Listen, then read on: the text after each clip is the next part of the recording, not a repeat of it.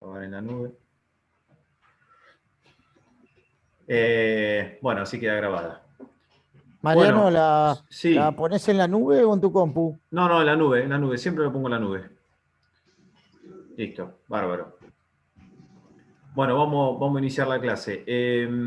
Para buscar ese hilo conductor que estamos llevando clase tras clase, bueno, lo primero que por ahí hicimos hincapié fue en saber o conocer los estadios madurativos y formativos del fútbol infantil y fútbol juvenil. Bueno, lo que vamos a hablar ahora, vamos a ver cómo percibe el niño, cómo ingresa la información que percibe en el juego, en una práctica, en un ejercicio, en una tarea. Y bueno, y a partir de ahí vamos a ir desarrollando cómo ingresa ese conocimiento al alumno, ¿no? O al jugador de fútbol.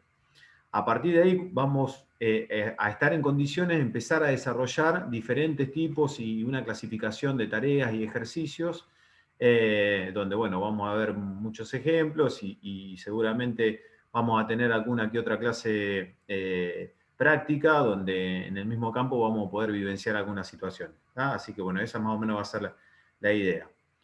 Así que bueno, de las clases anteriores, si hay alguna pregunta o algo, nos tomamos un minutito para responder alguna pregunta, algo que hayan leído, algo que hayan escuchado y quedó ahí pendiente, es el momento, mientras voy compartiendo pantalla.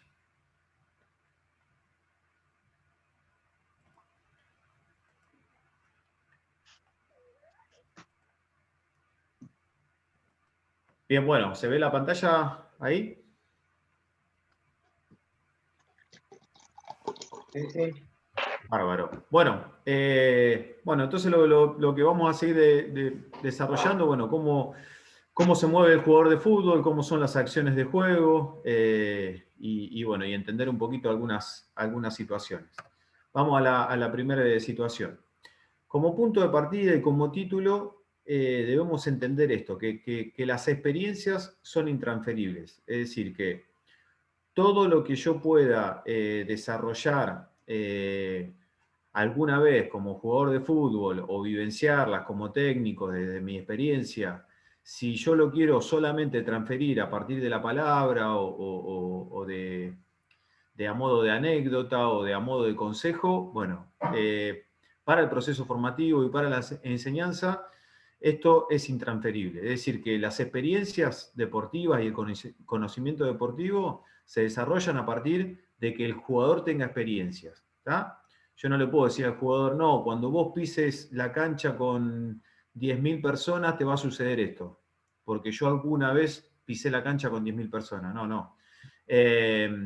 Lo tiene que vivir el jugador, hasta que no lo viva, hasta que no lo experimente, hasta que no sienta esa sensación, no lo va a saber. Entonces, si bien yo le puedo dar algún consejo, le puedo dar alguna recomendación, le puedo dar alguna situación, bueno, el conocimiento y el proceso formativo se desarrolla a partir de las experiencias. Y esas experiencias son las que van generando aprendizajes, ¿tá? En edades tempranas y en edades juveniles también. ¿Estamos? A partir de ahí, algo que ya habíamos hablado, esas experiencias se desarrollan a partir de percepciones del entorno de juego, ya sea en un ejercicio, en una práctica, en una competencia, en un partido. Y la información de ese juego entra en un 80% por la vista. Es decir, que nosotros percibimos mayormente las acciones de juego por la vista. El jugador va a percibir toda la información que se desarrolla en un 80% en la vista. El otro 20% utilizará el tacto, el oído, con la información que le puede llegar a decir un compañero, el técnico, pero tenemos que tener en claro esto, que el 80% se percibe por la vista, entonces, bueno, es importante, de suma importancia, que el jugador pueda generar esa vista periférica para poder encontrar todas las percepciones que se generan en el entorno. Si ese jugador baja la vista y mira mucho el suelo, bueno, seguramente se perderá gran parte de la información que sucede en un ejercicio, en un partido, en una competencia. ¿Vamos? Esa información que se percibe se evalúa a nivel del sistema nervioso central. ¿Tá? Entonces, bueno, yo percibo, veo algo, veo una acción de juego, es mi cerebro el que procesa esa información, ¿tá? Una vez que yo la percibí. La percibo, ¿para qué? Para posteriormente poder tomar una decisión. Por ejemplo, percibo que voy a recibir un pase, bueno, ¿qué continuidad va a tener esa jugada? Eso lo evalúo a nivel del sistema nervioso central para después decidir, por ejemplo, una gambeta, un control y un pase, bueno, la situación que tome el jugador en esa decisión que lleva a la jugada. Por último, una vez que se toma la decisión, bueno, lo que hablamos es la ejecución motriz, ¿tá? De la técnica. Entonces, bueno, puede ser un pase, puede ser un traslado, puede ser una gambeta. Y nosotros como técnicos, o como formadores, o como profesores, lo único que vamos a estar viendo va a ser la última parte. ¿Tá? Y podemos ver también, desde afuera, si las percepciones de ese jugador son buenas, a partir de si veo que el jugador tiene la cabeza levantada, está mirando todo el entorno, si tiene un buen perfil donde le permite ver todo lo que se desarrolla en el juego. Pero básicamente lo que nosotros vemos es esto. La decisión que toma el jugador la vamos a notar o ver una vez que se desarrolla la situación técnica, ¿tá? Que pide la jugada. Hasta ahí se entiende cómo entra la información, cómo se percibe, cómo se procesa, cómo se toma la decisión y cómo se desarrolla esa decisión a partir de una ejecución técnica. ¿Se entendió eso? ¿Alguna pregunta, alguna duda? No. Sí. Sí, ¿quién me está hablando? No sé, creo que habló alguien, pero bueno. Hernán. Pregunto yo. Sí, Sí. Mariano. Sí. Te hago una consulta. ¿Esto se aplica también a lo que un chico o un jugador puede ver? O sea, pero no dentro de la cancha, sino lo que puede ver de manera informativa en un partido. Sí, exactamente, que esto, esta percepción y esto, lo que estamos hablando acá es una situación de juego, ¿no? Pero sí, yo puedo ayudar a mejorar las tomas de decisiones viendo, por ejemplo, situaciones de juego, simplemente Claro. mirándolas, porque me queda un registro, pero hasta que no la... ahí, no sé si es una... Sergio Denis, por ahí está pintando la pantalla. Bueno, nada. No sé si es que... Completo. Completo. Bueno, así que bueno, básicamente eso. Puedo ayudar a una posterior toma de decisión, pero lo que estamos hablando ahora es básicamente una situación de juego. ¿Tá? Que esta situación de percibir, de evaluar esa percepción a nivel del sistema nervioso central y el desarrollo de la técnica en una acción de juego, en una sola acción de juego, se desarrolla en milésimas de segundo. Es un proceso que tiene una velocidad increíble. ¿Tá? Y lo que yo, como entrenador, puedo mejorar son la cantidad de acciones y de experiencias que va a tener ese jugador. Entonces, a mayor cantidad de experiencia, ahora después lo vamos a ver en otra gráfica, bueno, mayor situaciones y toma de decisión va a tener ese jugador, por ende, mayores percepciones, mayores situaciones y mayores aprendizajes va a tener ese jugador. ¿Por qué? Porque una vez que se realiza este proceso de percibir, evaluarlo a nivel del sistema nervioso central y ejecutar una técnica, una vez que termina eso, el nene lo que va a hacer una evaluación de esa situación. ¿Tá? Todo el mundo va a hacer una evaluación después de que realiza una acción. ¿Tá? Esa evaluación va a poder evaluar qué, si lo hizo bien, si lo hizo mal, si podría haber hecho otra cosa, si podría haber cambiado algo de lo que hizo, si esa decisión que eligió fue la correcta o no. ¿Tá? Hace una evaluación de esa acción que se desarrolla. Y por ende, ¿qué le va a producir en todo ese proceso? Un aprendizaje. Y así otra vez vuelvo a la situación. Todo el tiempo este círculo que ustedes están viendo acá, se desarrolla continuamente todo el tiempo en las acciones de juego, ¿tá? Donde las acciones de juego tienen tomas de decisión. ¿Estamos? Entonces, bueno, en esta acción que ustedes ven acá, en un partido, se da millones de veces, porque a veces las percepciones y las tomas de decisiones tienen que ver con pelota y a veces sin pelota, de posicionamiento, de cubrir un espacio, de intentar llegar a un espacio, de, bueno, todo el tiempo se va desarrollando esta situación. Entonces, a mayor cantidad de situaciones y experiencias que yo le pueda llegar a dar al nene, mayores aprendizaje va a tener, ¿tá? Porque todo el tiempo su cerebro y su sistema nervioso central va a estar procesando información. Y esa información lo va a hacer básicamente madurar y formarse. Bien. Vamos a ver primero, antes de la siguiente, qué dice, en este caso, Guardiola sobre las tomas de decisiones. ¿Estamos? A ver. Díganme si se escucha el video, ahora este video que voy a poner.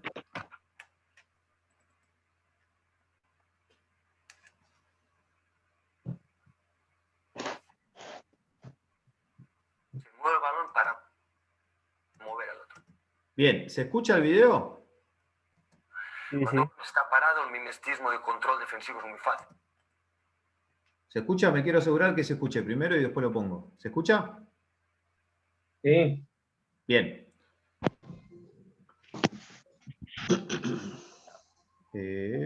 Vamos de vuelta. Lo pongo de vuelta.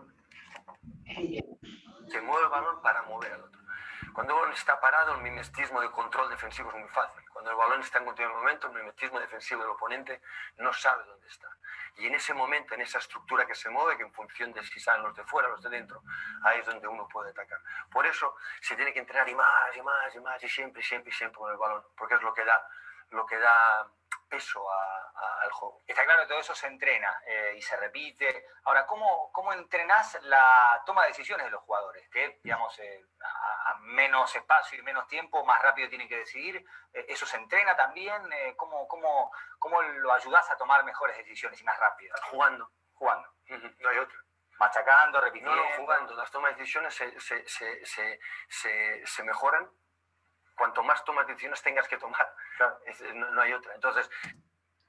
Bueno, ¿qué dice Guardiola en base a las tomas de decisiones? Barky le pregunta cómo se entrenan las tomas de decisiones. Y a lo que él responde que se entrenan jugando. ¿Tá? Y Barky hace repitiendo, machacando, no, jugando, dice. ¿Tá? Entonces, bueno, en esto que estamos hablando de cómo se percibe, cómo se desarrolla ese círculo en el cual percibo, evalúo la situación a nivel del sistema nervioso central y tomo una decisión, bueno, esto es lo que dice Guardiola, ¿no? Que eso se mejora jugando, ¿tá? Poniéndolo al jugador a tomar decisiones. ¿Tá? Vamos a escuchar un poquito más. A peores jugadores entrenan en espacios más grandes y a mejores jugadores entrenan en espacios más reducidos para que tengan menos tiempo para pensar y tomar decisiones justas. Entonces dice, a jugadores con mayor calidad en espacio más reducido para que tengan que tomar decisiones más rápido, a jugadores de menor calidad en espacio más amplio. Eso es lo que dice Guardiola en base a las tomas de decisiones, ¿no? ¿Quedó claro? ¿Alguna pregunta? ¿Algo? ¿Qué les parece esto que escucharon de Guardiola?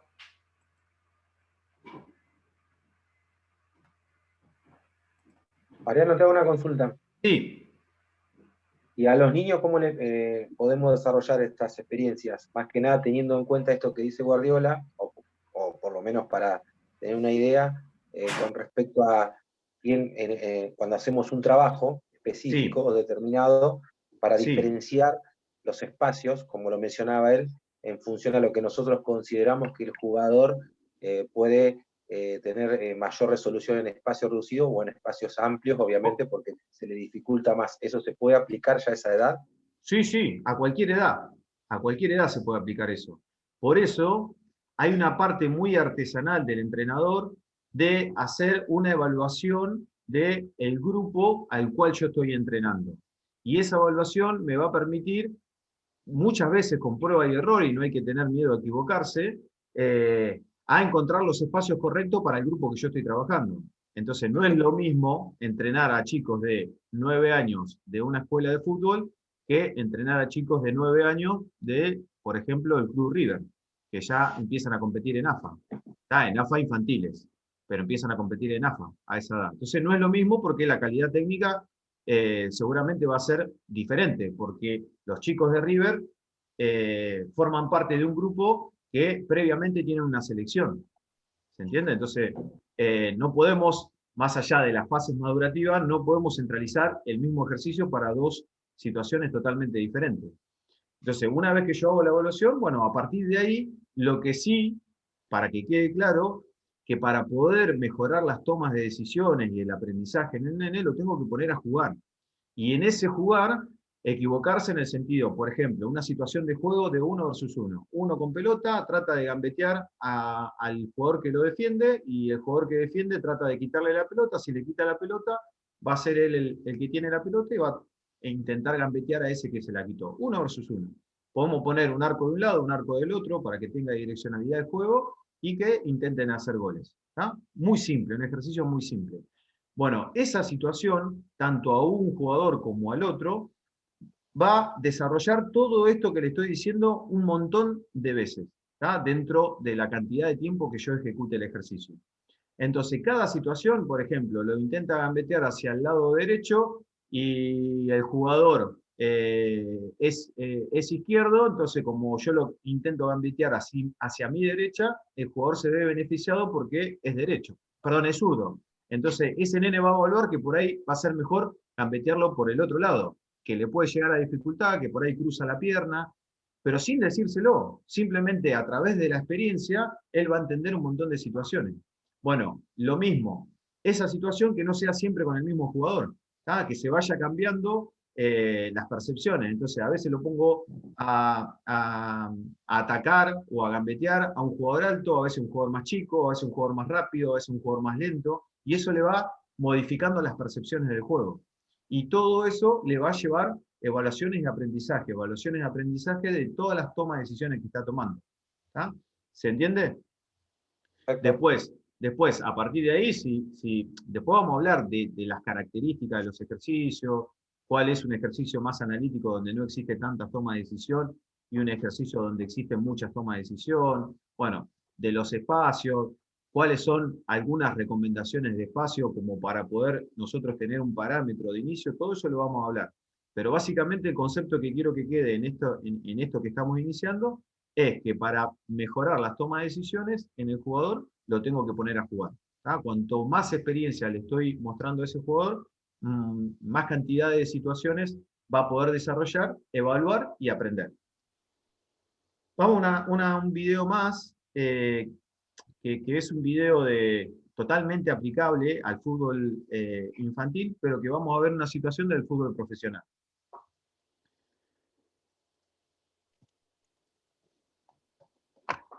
Bueno, si no se escucha el video mucho, no importa porque bueno, está traducido abajo. Es una indicación que da Gallardo. ¿Tá? Bueno, ahí le está hablando algo de tiempo y espacio, le está explicando a un jugador, a un dirigido, Gallardo le está diciendo, tenés que llegar más rápido.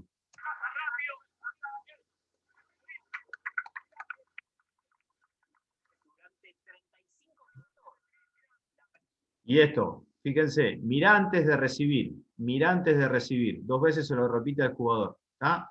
Todo tenés que mirar.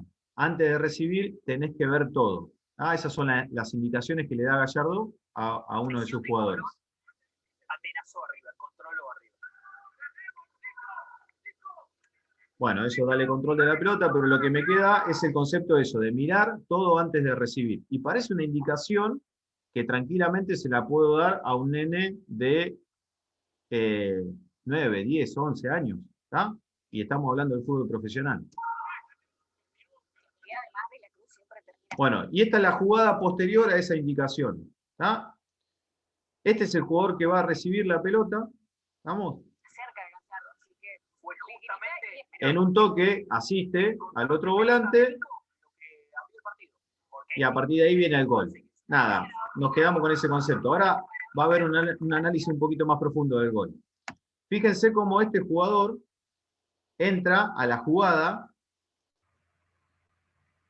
y ahí, si bien no se ve, pero gira la cabeza y ya percibe el entorno de juego. Fíjense que en ese giro de cabeza ya lo vio el jugador dónde está posicionado, a su compañero dónde está posicionado.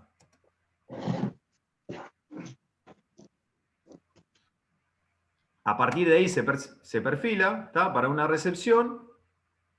El jugador que va a recibir posteriormente mantiene el espacio, ¿está? Da una línea de pase a espalda de la presión del equipo rival.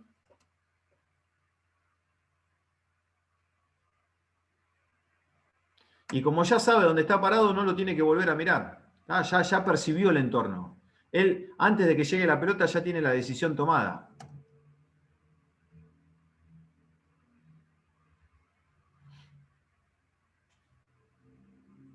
En un toque lo puede encontrar. Entonces, bueno, simplemente para graficar la importancia de mirar el entorno de juego. ¿Estamos? Simplemente el video que mostré recién es para eso. La importancia de percibir, y estamos hablando de fútbol profesional, en el cual la indicación hace mucho hincapié en esto, de mirar todo antes de recibir. ¿Tá? Una indicación que le da Gallardo, y en esto que el 80% de la información se percibe a través de la vista. ¿Estamos? Bueno, ¿alguna duda con esto? ¿Hay preguntas? Me interesa que lo podamos charlar.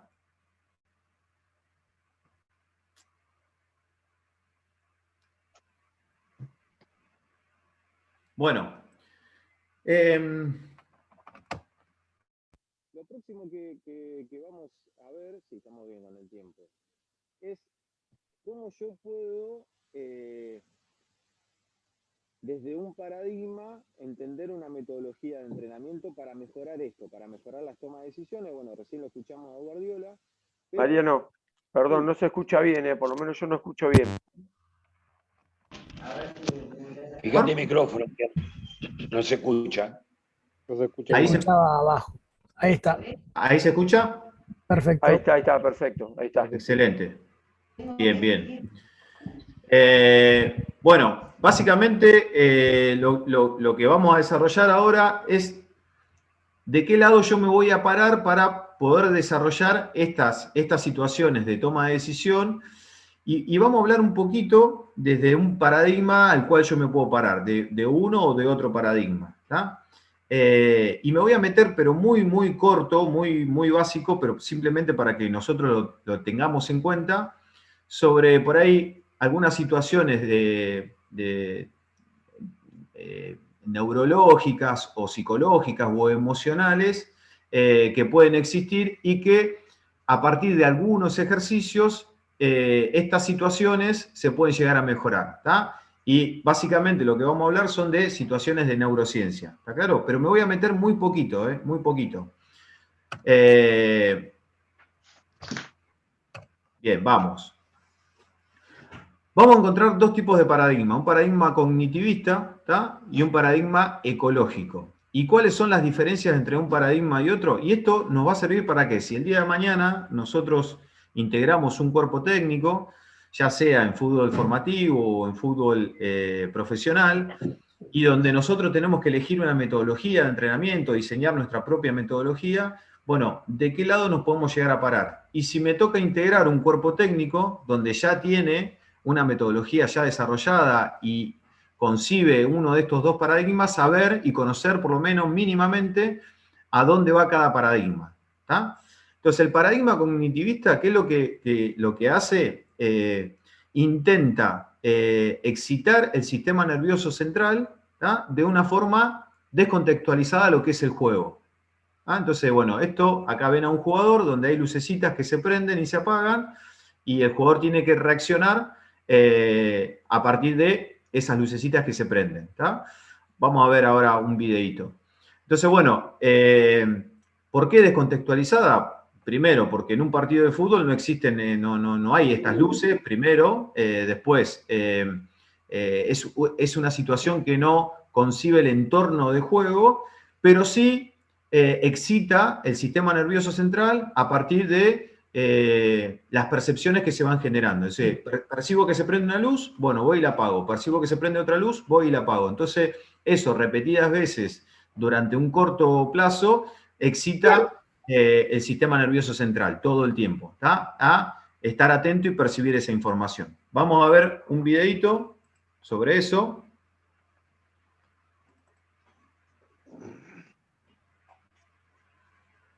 Es muy cortito esto, no los quiero aburrir con esto, pero simplemente para que lo conozcamos, ¿tá? Voy a apagar. Bien, fíjense que se prenden luces de muchos colores y solamente tienen que apagar las luces rojas. Las que se prenden de color rojo. ¿Tá? Y le pasa la pelota.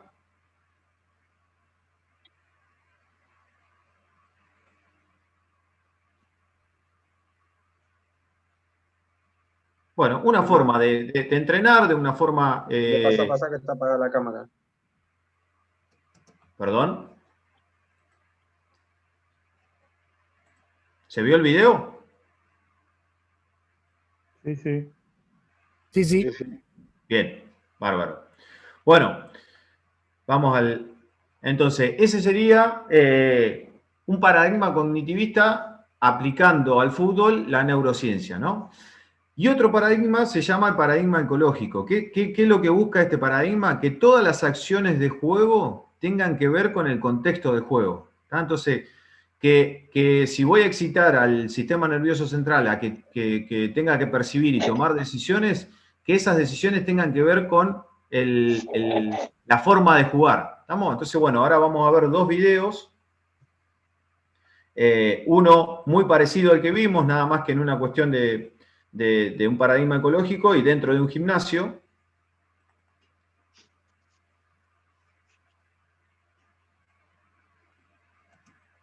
Entonces, bueno, acá está, simplemente lo puse porque es dentro de un gimnasio y es una situación muy similar a la que vimos anteriormente. ¿Está?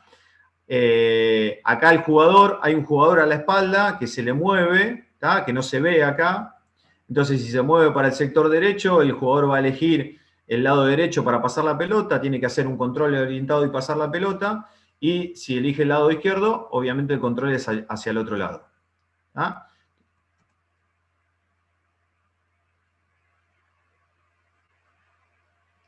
Bueno, entonces esto se acerca un poco más a las percepciones y a respetar el entorno del juego. Es decir, tiene que levantar la cabeza para ver a dónde mueve el compañero, ¿tá? Y a partir de ahí decidir. Y vamos a ver un ejercicio en campo.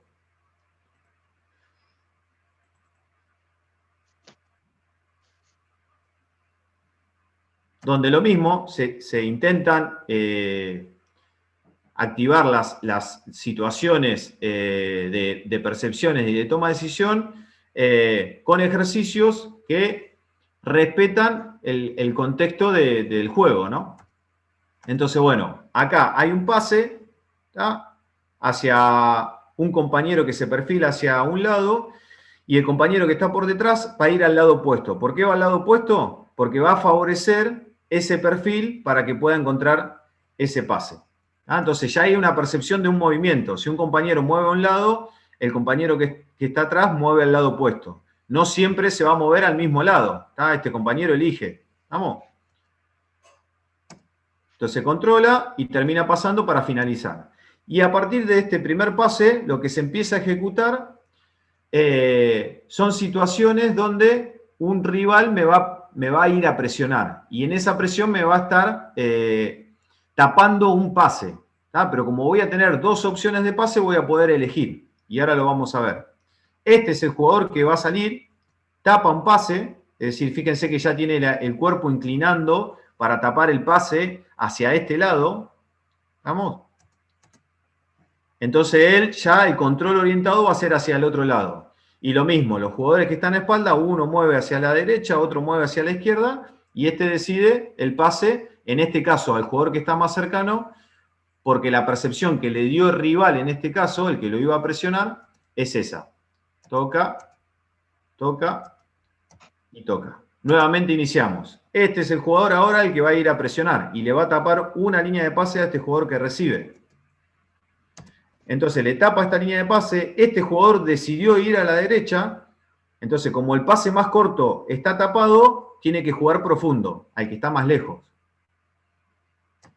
Se apoya y juega. Lo mismo. Tapa una línea de pase, lo mismo, le tapa el pase corto, entonces elige el pase largo, juega y juega. Ahora le tapa el pase largo, entonces decide jugar con el jugador corto. Corto, corto, termino del otro lado. Tapa una línea de pase, juega con el jugador más cercano. Entonces las percepciones van cambiando en base a la presión del jugador que... esto no es con intención de quite en este ejercicio, es simplemente generarles percepciones a los que tienen la pelota y a los que se mueven.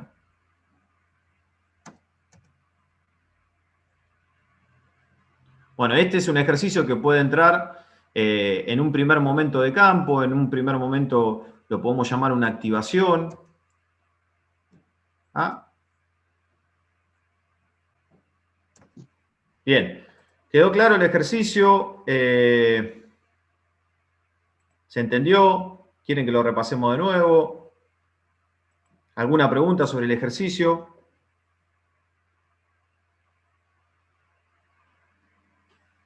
Bueno, quedó claro, buenísimo. Entonces, bueno, esto para que se entienda, los dos paradigmas, un paradigma donde se excita mucho el sistema nervioso central, pero de manera descontextualizada, y un paradigma donde trata de fomentar las decisiones, pero respetando un entorno de juego. ¿Estamos? Sí, Germán, me parece que había prendido la cámara, ¿puede ser? ¿O el micrófono? No, te decía que toda la acción está dependiendo siempre del movimiento del compañero, del desmarque del compañero, ¿no? Exactamente, exactamente. Si no existe el desmarque, se te van todas las ideas. No. Sí, sí, pero no solamente el desmarque, sino también que no muevan los dos jugadores al mismo lado. No, por supuesto, por supuesto. Entonces, si los dos jugadores mueven al mismo lado y el que presiona tapa ese lado, el jugador se queda sin pase. Correcto. Entonces, fíjate todo lo que se genera en ese movimiento, en un ejercicio muy simple de pase, donde no solamente es pasar la pelota, sino pasar dependiendo la línea de pase que me tapan y el movimiento de mi compañero que va a recibir. Está la percepción del segundo compañero, que si uno mueve para la derecha, el otro tiene que mover hacia el otro lado. Es en conjunto, ¿no? Claro, exactamente. Bueno, espero que haya quedado claro. Bueno, esto es una definición de un profesor donde entiende y concibe el modelo ecológico o el paradigma ecológico, y donde él entiende que el jugador, moviéndose todo el tiempo en una cancha, percibe, esas percepciones van a favorecerse o no a partir de las emociones que se generan, y de esas emociones se genera un movimiento, y todo el tiempo se desarrolla ese triángulo de situaciones, ¿está? Entonces, esto que hablamos de neurociencia, trabajar las emociones también es muy importante. Si un jugador erró un pase y se queda las 3 jugadas siguientes a ese pase que erró, pensando en ese pase que se erró, bueno, posiblemente las siguientes 3 jugadas va a resolver mal porque se quedó pendiente de esa jugada. Entonces entendemos las emociones del juego a partir de esos contextos. O el árbitro no me cobró una falta y me quedo todo el tiempo pendiente de esa falta que no me cobró el árbitro. Y posiblemente va a ser un elemento perturbador para las siguientes decisiones que tenga que tomar. ¿Estamos? Entonces, bueno. Perdón, Mariano. Sí, Germán. Hace un ratito estábamos con la profesora hablando más o menos algo parecido con el tema de la liberación de la dopamina, la adrenalina y la serotonina, que más o menos es algo parecido a este triángulo que estás hablando vos. Exactamente, Germán. La liberación, hoy justo estábamos a la liberación del deseo, los movimientos y Exactamente. la emoción y el movimiento, ¿no? Bien, Hernán sí. le preguntó a la profesora algo de lo que vos estabas hablando recién, de cuando no es algo, cuando el pensamiento o la liberación es algo del deseo, pero que no se transforma en algo satisfactorio. Por ahí Hernán lo puede ampliar, eso que le hizo la pregunta a la profesora, en lo mismo Bien. que vos creo que estabas diciendo. Bien. Sí, yo básicamente, Germán, lo que no me quiero meter demasiado en este tema de las neurociencias, pero nosotros como entrenadores, si queremos lograr un cuerpo técnico donde exista la integración de todas las partes, y hoy en día cada vez más se ve la psicología, la nutrición, porque son factores importantes, y el día de mañana nosotros podemos formar parte de un cuerpo técnico de esas características, ¿ah? Entonces, bueno, cuando nosotros vemos que un jugador pasa mal la pelota, tenemos que entender que hay un montón de situaciones. Primero, si percibió bien, si tuvo una buena evaluación de la situación de juego, si emocionalmente está bien el jugador en ese momento del juego, o se quedó pendiente de una jugada, o está mal, o trae algo de por fuera, una situación por fuera de la competencia que lo puede perturbar en las emociones. Entonces, a partir de ahí yo me puedo dar cuenta si el error fue netamente técnico o ese error tiene un desarrollo un poco más profundo, que tiene que ver con las emociones, con las percepciones del juego y con el desarrollo de todo de manera global, de entender todo, no solamente mirar si abrió bien el pie o cerró el pie, porque posiblemente sea un error técnico, no digo que no, pero eso es lo que más se ve. Por detrás hay una percepción, por detrás hay una toma de decisión y por detrás existen las emociones. Entonces, lo último que nosotros vemos es la ejecución técnica. Entonces, bueno, tenemos que entender todo. La ejecución técnica es importante corregirla, importantísimo, pero no nos podemos quedar solamente con eso.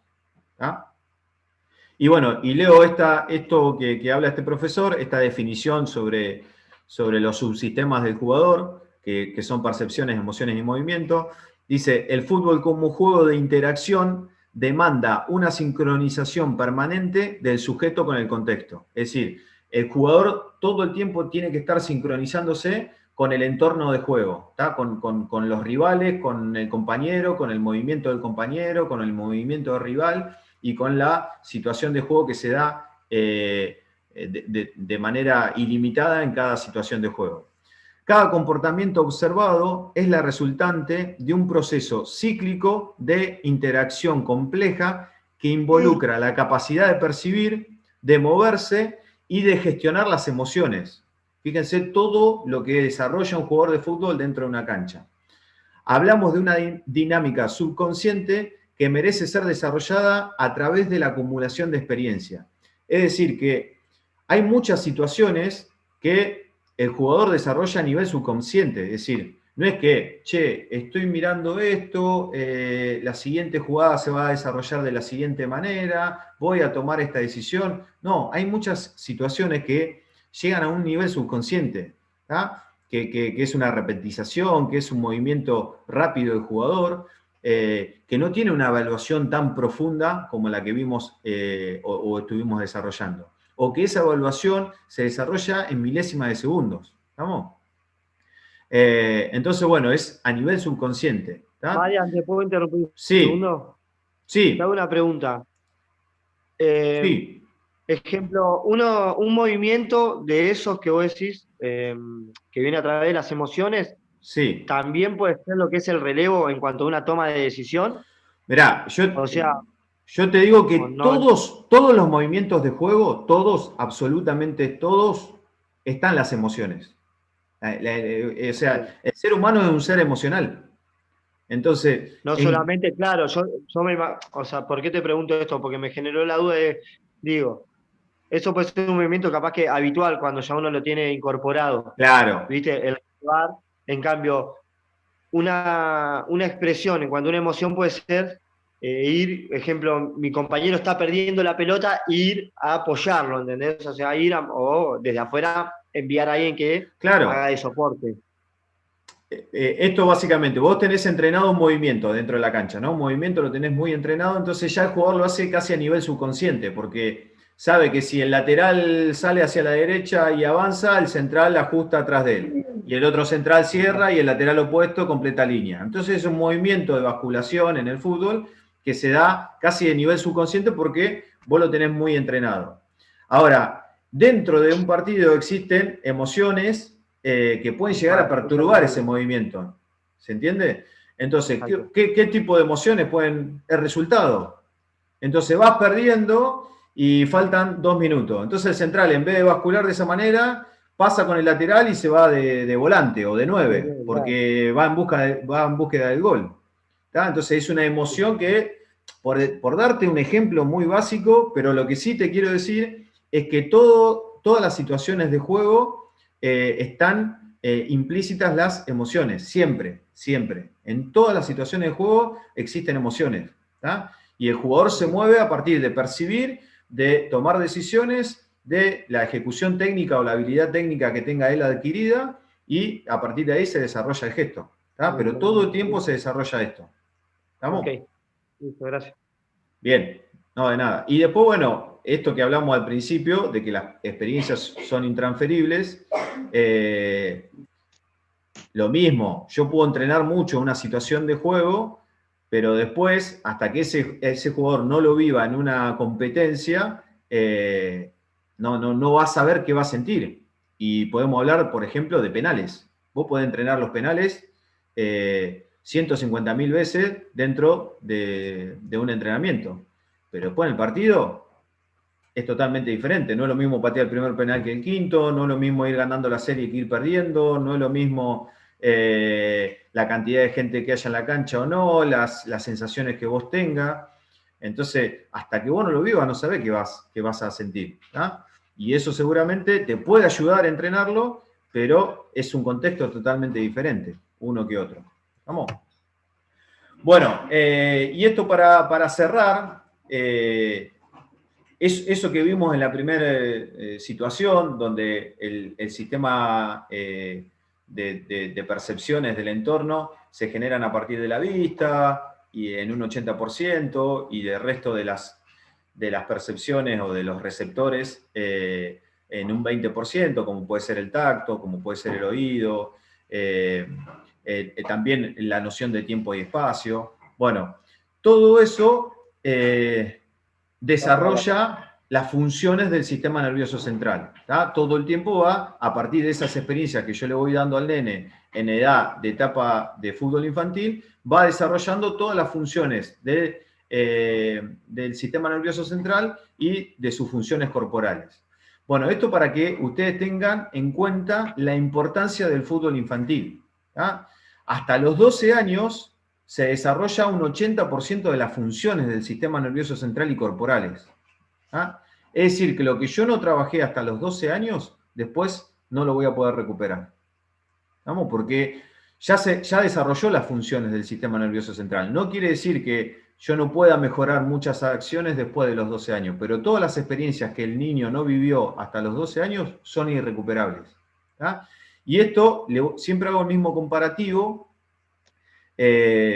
porque tengo un amigo que me lo dio el fútbol también, que además de haber jugado al fútbol y hoy actualmente sigue jugando al fútbol, es profesor de inglés. Y hablando de la profesión, no hablando del fútbol, él me decía que hay 3 etapas para poder desarrollar el idioma. ¿Ah? Entonces, que si vos arrancás antes de los 12 años a estudiar el idioma inglés, se te va a facilitar mucho más aprender el idioma, porque va acompañado con el desarrollo de las funciones del sistema nervioso central. Después de los 12 años, ya poder aprender el idioma cuesta mucho más.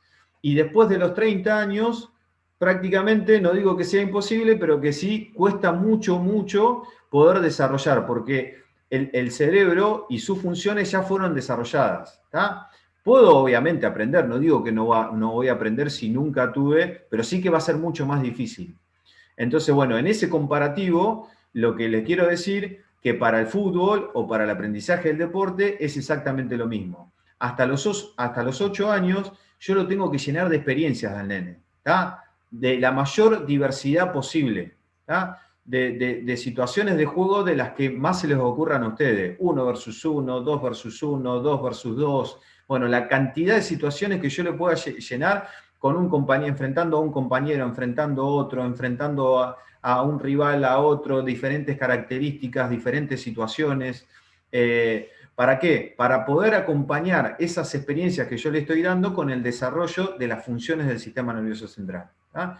Entonces, acá en este gráfico lo que dice que hasta los 12 años, acá hay 2 fotitos de Messi menor de 12 años, bueno, lo importante es que esas funciones se desarrollan en un 80%. De los 12 a los 30 años, el ser humano desarrolla el 10% de las funciones del sistema nervioso central y el 10% restante de los 30 en adelante. ¿Estamos? Bueno, esto para que nos quede, para cerrar esto, para que se entienda de la importancia del fútbol infantil. ¿Ah? Es importantísimo que yo a esa edad le pueda proveer de muchísimas situaciones. ¿Ah? Y de experiencias para que, en definitiva, para producirle un mejor aprendizaje a ese nene. ¿Estamos? Bueno, dejo de compartir. Dejo de grabar.